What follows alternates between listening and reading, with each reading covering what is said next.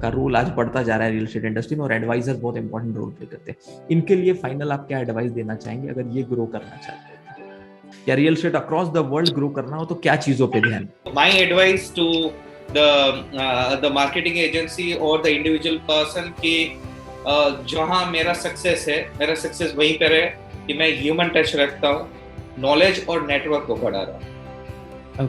Human touch is very important. भले ही individual चाय वाला है, उसको कितना टाइम देना वो आप डिसाइड कीजिए, लेकिन उससे प्लीज आप टच में रहिए, क्योंकि आज के दिन में अगर मैं 10 लाख रुपया कमाया हुआ है ना, तो एक चाय की टपरी पे बैठा हुआ लड़का बोलेगा सर उसको 3 BHK चाहिए करके। Human touch is very important. आप प्लीज जज मत कीजिए कि ये बंदा मुझे काम आएगा कि ये नहीं काम आएगा। हाँ, टाइम आप डिवाइड करिए कि उसको कितना टाइम देना है, because we all have 24 hours.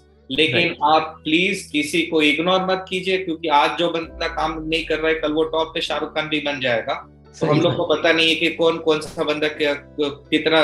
So human touch is very important.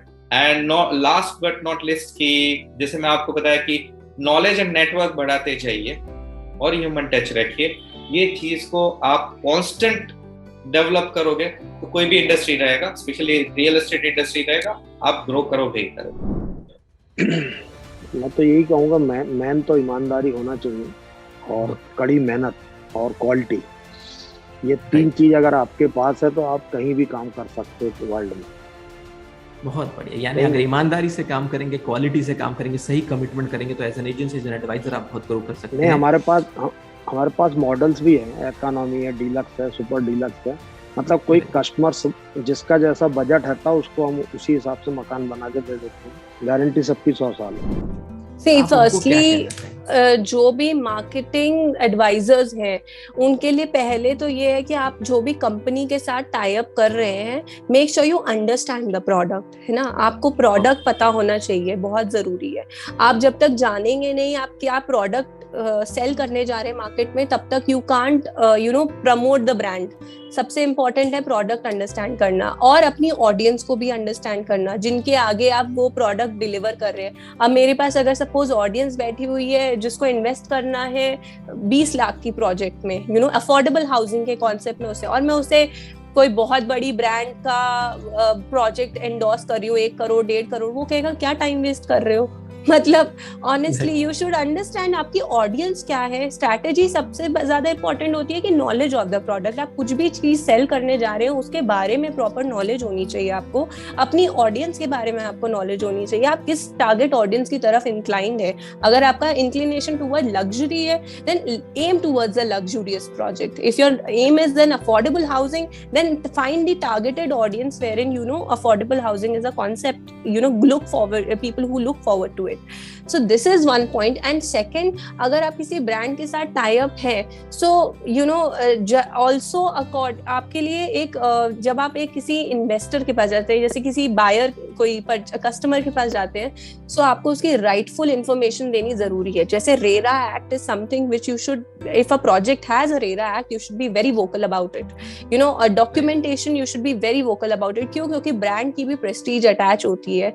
अगर ब्रांड ने आपके ऊपर ट्रस्ट डेवलप किया है that you should go and market my product, you have the full responsibility for the product and the brand कि मतलब कहीं से भी कस्टमर को ये ना फील हो कि मैं चीटेड हूँ या कोई इन्फॉर्मेशन उनसे छुपनी नहीं चाहिए। somehow you feel that way कि आप अगर कोई प्रोडक्ट को मार्केट कर रहे हो, उसके प्लस पॉइंट्स, उसकी लोकेलिटी क्या, किस तरीके से रियल एस्टेट वो एरिया कितना डेवलप है, every information should be given. क्योंकि anybody is putting a hard earned money is kind of faithing the brand, is kind of putting a faith on a brand, and आप brand को diminish करके सिर्फ personal profits के लिए you can't work that way.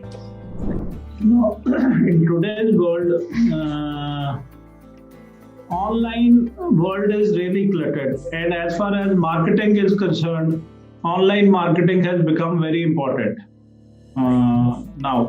So I mean, marketing company have to make their money. They do their due diligence, but it's very difficult for them to pick and choose. So it is up to the management of the company to maintain their reputation. As far as marketing agencies are concerned, they cannot go into deep, come to know about it, other than they can come to know the reputation of the company. Again, they will have to go online and check. So everything you have to depend on is online, and sometimes online information is right, and many times it's wrong or written by your competition or something. So yes, they have to be careful, but I don't blame them if they are marketing any company which is not doing well or not keeping up to their commitment. So sir marketings में after Covid काफी situation change हुई, right, पहले जैसे print media था, hoardings थे, magazines थे, इसमें हमारे काफी एड वगैरह आते थे। अभी आफ्टर कोविड डिजिटल मार्केटिंग्स काफी एग्रेसिव हुए, जैसे फेसबुक्स हो गए, बाकी डिजिटल्स मार्केटिंग हो गए, स्ट्रैटेजी काफी चेंज हो गई है मार्केटिंग से, और आगे आने वाले दिनों में डिजिटल पे ही ज्यादा जोर है।